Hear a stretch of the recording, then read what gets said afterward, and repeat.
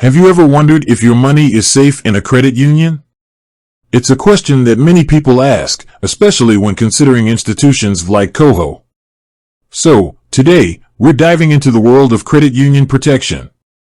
Is Koho protected by the Canada Deposit Insurance Corporation, CDIC?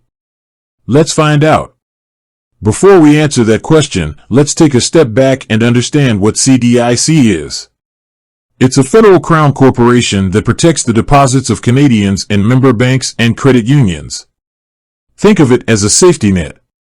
If a member institution fails, CDIC steps in to protect your deposits up to a certain amount. Now, you might be thinking, why would a credit union fail?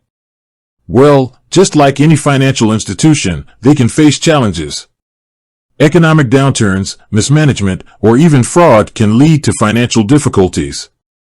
That's where CDIC comes in. Answering the question, is Koho protected by CDIC?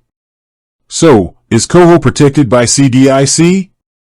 The short answer is yes. Koho is a member of the Canadian Credit Union Association, CCUA, which means it's also a member of CDIC. This means that if Koho were to ever fail, your deposits would be protected by CDIC up to the maximum insured amount.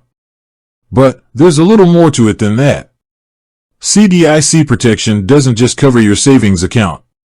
It also covers other deposit products like checking accounts, term deposits, and guaranteed investment certificates, GICs. So, no matter how you're holding your money at Koho, it's protected. While CDIC protection is a great safety net, it's important to remember that it's not a guarantee against loss. If you invest in high-risk securities or make risky financial decisions, you could still lose money, even if your deposits are protected. It's also worth noting that CDIC protection has limits. The maximum insured amount is currently $100,000 per depositor per member institution.